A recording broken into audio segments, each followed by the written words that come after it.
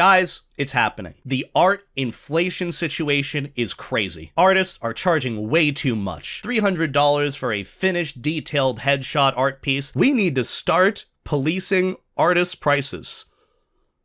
What the fuck do you mean policing artist prices? What does that even mean? All right, let's talk about the artist prices are too expensive drama, or at least what ended up ensuing on Twitter this last week, and I feel like I kind of contributed a little bit to this with the tweet that I made, where some artists are supposedly charging way too much for the art that they're making, and that charging this much for this sort of art is ludicrous. I could get the same thing elsewhere for cheaper and better. Yeah, we're talking about it again, except this time it's not within the subject of fursuit making and fursuit prices being too high. It's more within the realm of just general art, because from what I've seen, the tweet that I ended up putting out about this, which I feel like was a pretty simple message, is now currently my most popular and successful tweet of all time.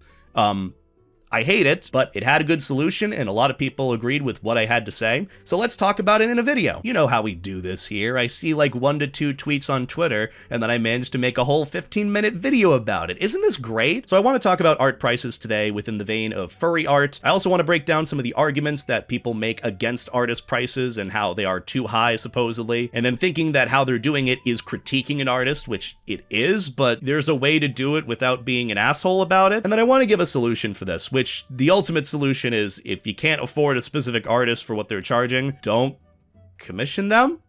Is that really that complicated? So how this whole thing happened to begin with, and the reason why I'm doing this video, is because a few different tweets popped up on my feed, most of which are just bad takes about art being super expensive and how, supposedly, we need to start policing artist prices. Now, the original tweet is just someone blatantly complaining about an artist charging $300 for a headshot and showing the prices for their, I guess, terms of service for how much they charge for each little commission type. They subtweeted the artist, putting a / in front of the @ so as not to tag them. So already off to a good start with the criticisms here, and I already don't even want to take this seriously. So whatever argument you have, I'm already not on your side just because of the approach that was taken. Which, you know, you're allowed to do that at the end of the day. If you want to complain about artist prices or subtweet them, all the power to you. Just know that how you do it, not many people would take you seriously, and at least with the approach here, with it being a subtweet and trying to put a specific artist on blast for their prices, it doesn't exactly paint a good picture and make me want to side with you, like, at all. The tweet itself features 3 different images, the first one showing an example of a $300 headshot, which I know what you're thinking, $300 for a headshot? That is a little expensive. I personally have never paid $300 for a headshot. However, that is what an artist is deeming is their worth for their work at the end of the day, and if they're able to get sales and commissions based on that price point, all the power to them. In fact, I have nothing but respect for artists that are able to pull it off. Get that bag. I mean, I know it's not as simple as getting that bag, and we'll talk about why that is, but get that bag. If you can charge $300 for a headshot, that is insanely impressive. You have to have like the most godly reputation out there. You got to have a massive following, a lot of people that really want to commission you, very high demand for your work specifically. Think about it this way. If that artist charged about 1/10 of what their price point is for an icon being like $30, I could only imagine how quickly all slots would fill up and how much money they would potentially be missing out on compared to what they would charge for it now and what they could make from a reasonable commission queue. Now, for those curious, the artist that the OP ended up subtweeting goes by Ramahuro. I don't personally know the artist. I only just recently learned of them because of this original tweet. So hey, you know, you advertised for them at the end of the day, good on you. But from a very brief glimpse at their profile, I see that they have over 50,000 followers and that their account has been active since 2018, which tells me 2 things about the context of this artist. 1, they've been doing this for a good 6 to 7 years now, so they have that experience as a default as an artist. And 2, based on the follower count, they're pretty well known and pretty popular. If you scroll down a little bit, you can see that they have some character auctions available. This one being a very handsome dinosaur.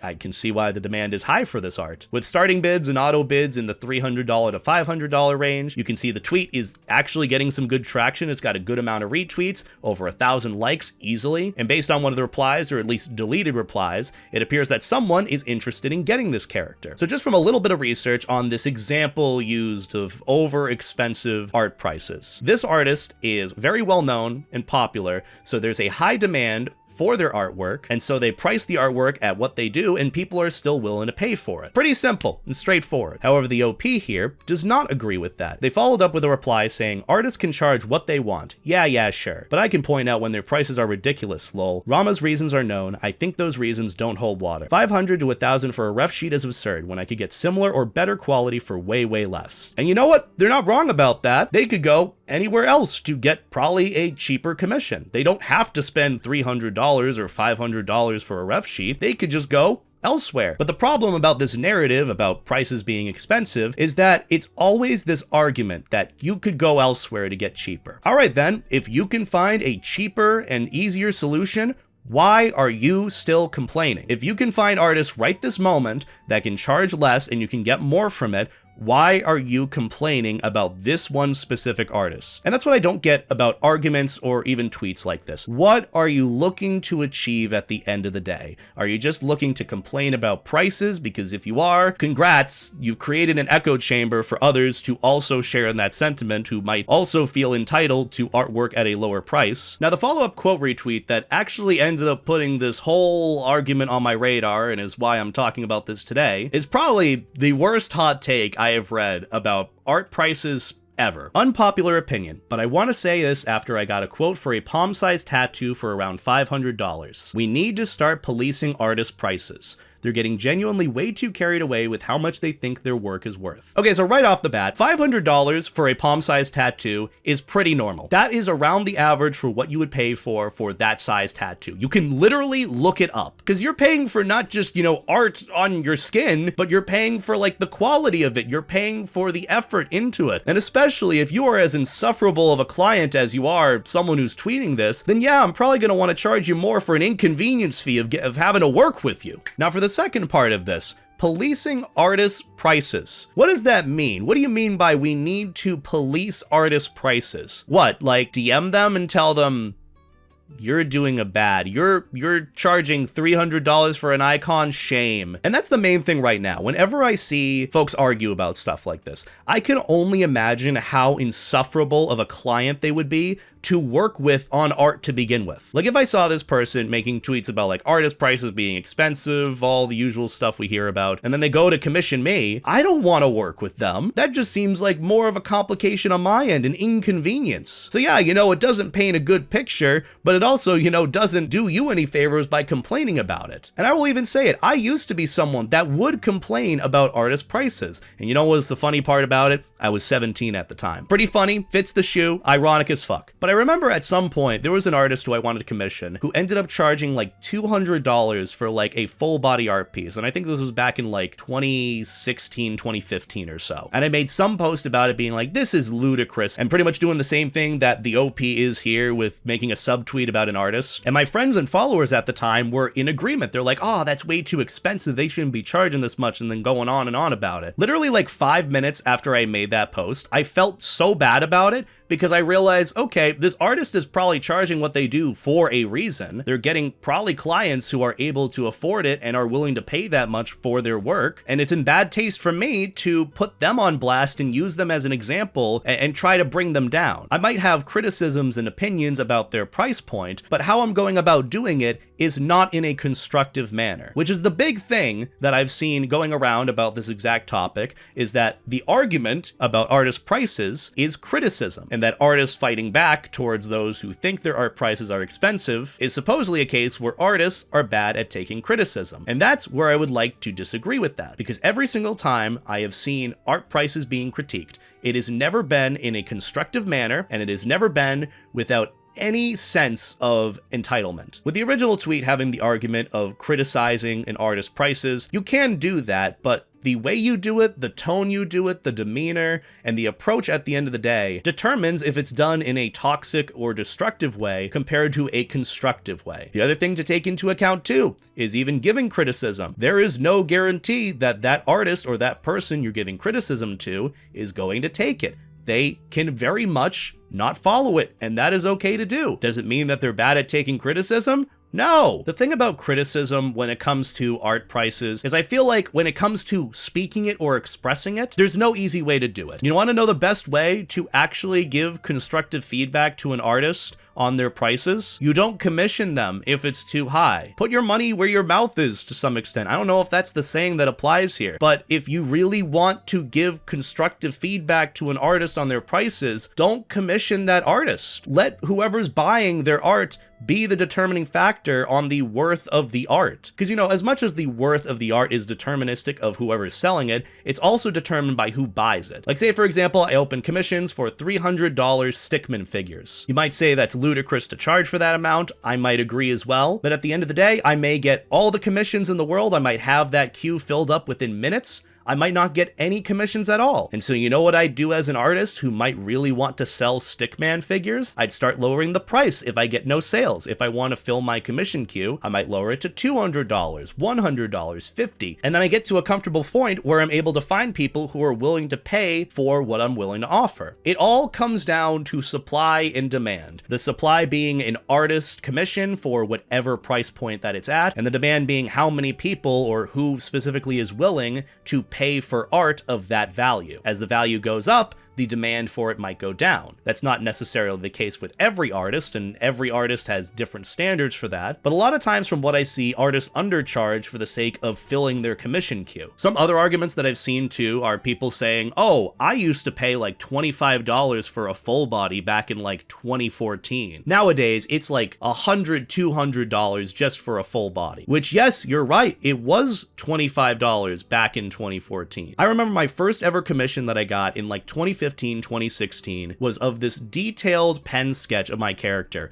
I paid $8 for that. Nowadays, I would feel bad not paying $50 at least. Art used to be so much cheaper back in the day. You're right, it used to be. But 2014 was 10 years ago. It is 2025, the year of our Lord, where inflation has gotten worse, and not the inflation that I like, sadly. Not like the Death Wolf life jacket kind that I really like. The cost of living has gone up, things are more expensive, and you also got to take into account if artists were doing things back in 2014 for $25, there's no way that with the experience that they've built up in a decade for art, that they'd be charging that much still 10 years later, which naturally artists want to charge more for more experience, for more that they're able to refine their work, get better art styles, make it easier on themselves to draw, which sometimes it's not easier to draw, sometimes it's just much better to be able to do fully detailed pieces, or their art style gets better. It's not to say that you can't have the belief that art prices for a specific artist can be expensive. I might not want to pay $300 for an icon, or $500 to $1,000 for a ref sheet. I might think that is out of my budget, that is expensive for me. It might not be expensive for others who are willing to pay that amount for that art, because you got to keep in mind, you're not just getting any specific artwork for $500,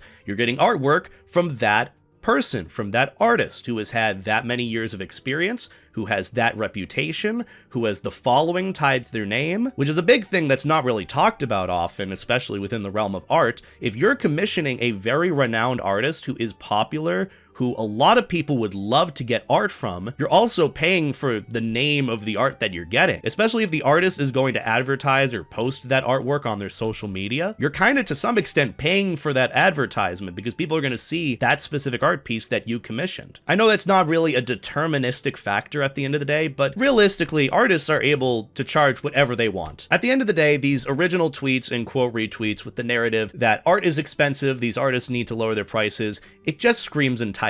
You gotta remember at the end of the day, art is a luxury. You don't need it to survive. You commission artists because you have the money to do so and you want to bring your character to life. You don't need that in order to survive. As much as I might say I need and crave Death Wolf in a life jacket furry art, I don't need it to survive. At the end of the day, you can determine whatever value art is. You can think that all the badges in the back hung up on my corkboard are worth like $100 in total. You could think that they're worth so much more, and that's it. It is up to you to determine that at the end of the day. There's a graceful way of expressing it, and there is a destructive way of expressing it. And I feel like in the examples that we've gone over today, they've been pretty much as destructive as can be. You're not entitled to business with an artist, and same thing with an artist. An artist artist is not entitled to your business either. These are all very easy solutions for a problem that is so oddly talked about like every year. Speak with your business. That's really the best way to do it at the end of the day. That's the non-confrontational manner. But either way, that's pretty much what I wanted to talk about today with this. So on that note, thank you all for watching. If you enjoyed this, be sure to let me know in the comments. I greatly appreciate all the feedback and support on this. You guys have been so lovely. When it comes to random discussions like this, you all seem to love it and have a lot to say about it,